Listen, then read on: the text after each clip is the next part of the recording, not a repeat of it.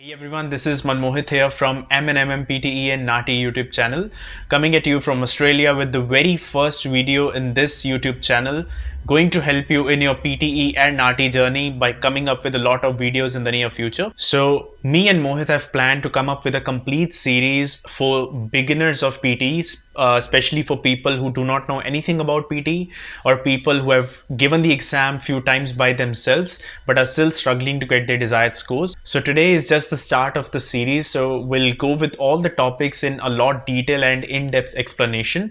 So starting with the basics, that what is that topic, how do we do it, how many marks do you get out of it, what's the best way of doing that in the real exam, things to avoid, things to do, and much more. So in today's video, I'll be talking with you about the introduction of PTE exam, as in what sort of modules are included, what sort of topics do you get in the exam, how is this exam being scored and marked, what things to take care, what things to avoid, any changes that have happened in the recent few months or years. So we'll go through that in this particular video. Let's begin. Now, PTE-A, if you go to Pearson's official website, that would be the acronym that you would be getting in front of you, which simply means that Pearson's Test of English, A stands for academic. Since it's an academic exam, it's an English exam where, like all the other English exams out there, such as IELTS, TOEFL, OET, and whatnot, there would be 4 different modules which would be tested. And those 4 modules are listening, reading, writing, and speaking. So these 4, you can say, skills are being tested by Pearson. The way this exam works is, first of all, it's a computer-based exam. That means once you are done with your exam, there is no human being involved while getting your exam checked and analyzed. It's a computer software that is checking whatever you have provided to them. Since it's a computer-based exam, there's a set framework that is being given. That means these 4 modules would be coming in a specific sequence. This thing is unchanged since the beginning of the PTE exam. So whenever and whichever day you decide to go and give your exam, it is always going to start with speaking, with writing. That's part 1 of your exam. Your part 2 is going to be reading. And last but not the least, your part 3 is going to be listening. So starting with speaking, writing, which happens together, followed by reading, and then ultimately listening. Now, there's a reason Pearson has divided their complete exam into 3 different parts, and the reason is the time management in all these 3 different parts. Also, we'll be coming up with few videos in the future which would be about how to manage the time in each of the parts, how much time do you get in each of the topics and all that stuff. So part 1, which is speaking and writing, is all about separate time for separate questions. I'll be explaining that in a bit more detail very soon. Part 2, which is reading, it's about combined time for all the questions.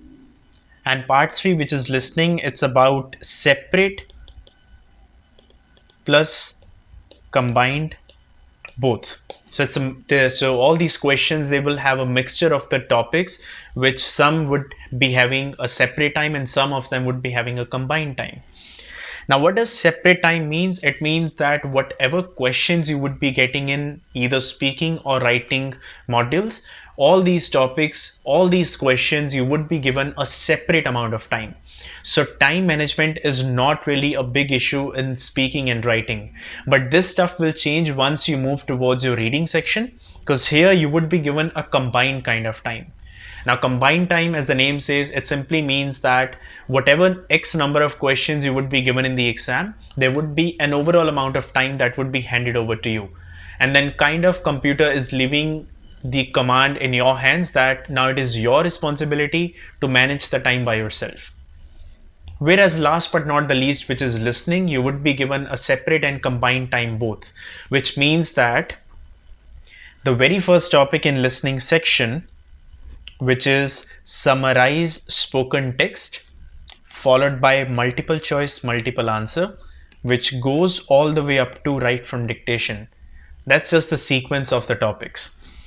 Summarize spoken text, the time that you get in that topic is separate to the time that you get in the remaining all the 7 or 8 topics.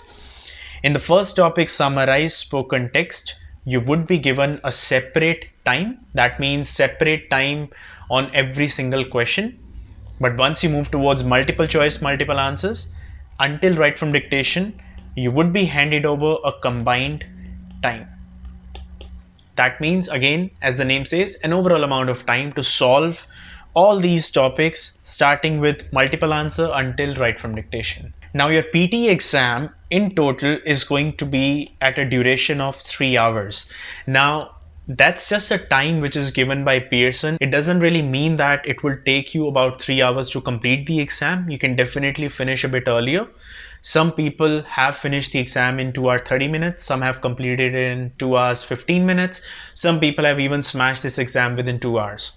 It all depends on individual speed, so there's no rush in the exam, but then 3 hours doesn't really mean you have to spend 3 hours over there. Since it's a lengthy exam, what Pearson has done for us is, after the reading section and before the beginning of listening part, they are going to give us a 10 minutes optional break time.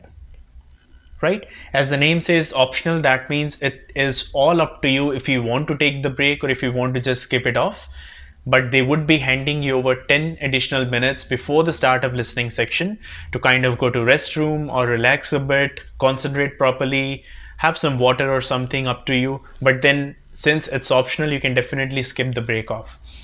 But one thing you need to keep in mind is that if you decide to skip these 10 minutes of break time, it is not going to be added as some extra time towards your listening section.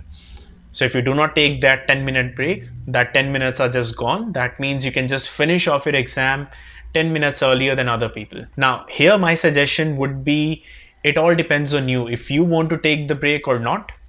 Me personally, whatever X amount of exams that I've given until now, I think about 20, 21, I have never taken any break in any of the exams. And the reason is that I'm that kind of person where I want to have a complete exam done before I just have some kind of, let's say, break or some kind of rest or something. But then there are few people, after doing the reading section, they do want to take about 5-10 minutes of relaxation. So there's no hard and fast rule. It all depends on individual to individual. So I'll leave it up to you if you want to take this 10-minute of break or not. And yes, obviously, once you are done with the listening section, after that, once you submit the last question, your exam is complete. You will get a notification on your screen saying that your exam is complete. So just call the invigilator. The invigilator who would be there in the examination hall, they will know that you have completed the exam. They will come to you. They'll take you outside the examination hall. They'll give you some paperwork and all that stuff, formality and all. After that, your exam would be completed. So it all starts with speaking, followed by writing, then reading, and then listening. Now, in total, in your PTE exam, there are 20 different topics.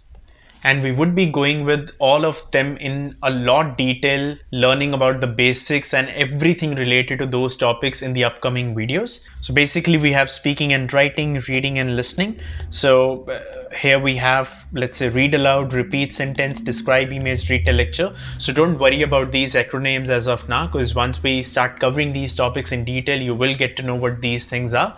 But in total, you get a rough idea that there are 20 different topics. All of them are important or not, you will get to know them in the upcoming videos again. But then this is how the rough framework of the exam works. Your exam is of a total marks of 90 for all the modules each. So speaking, writing, reading and listening, all of them are of 90 marks each. And in comparison to IELTS, you can say 90 means in IELTS it would be 9 bands, and then based on some other marking in there, it will just keep on reducing. So in this channel, me and Mohit's particular aim and goal is to make sure not people who are just aiming for 50 or 65 or 79 to help them, but also if anyone out there is aiming for a perfect 90, giving them those kind of things, tricks, strategies and everything related to this PTE exam and the NATI exam, so that they clear out their exam with their desired scores, whatever scores they're aiming for. I can tell you one thing for sure, that even though there are 20 different topics in the exam, it is not compulsory to cover up, it is not compulsory to prepare for all the 20 topics in the exam. even to get a perfect 90 out of 90. So what do I mean by that is, even if anyone out there is aiming for a perfect 90, we don't have to kind of nail all the 20 topics. Out of 20 topics, I can just give you a rough number that there are 13 topics, 13 such topics, which you do perfectly in the exam. You can expect a perfect 90 out of 90 in the PT exam. It's a computer-based exam. This is how their scoring works. There are 7 topics in the exam which are, I would say, not at all important, or they're literally worth nothing in the exam. That means even if you get all of those 7 topics wrong, still you have a good chance of getting a perfect 90. Not even 79 or 65 we are talking about. So it's an extremely easy exam, provided if you're following the things and strategies which are working as of now, as of today. Because if it's a computer based exam, if it's a computer, if it's a software that is dealing with all the marking, they can just flip off this thing and they can just change the scoring completely whenever they want. So we have to make sure that we keep ourselves updated with whatever's working and whatever's not, so that you guys are in the win-win scenario. You guys get your desired scores, whatever scores you're aiming for. So I hope you find a bit of value in this particular video. It's just an introduction. We are going to come up with a lot of videos in the near future. Thank you so much for watching. I hope you learned something new. With that, I'll take leave for today. You guys have a great day and I will see you guys in the next one.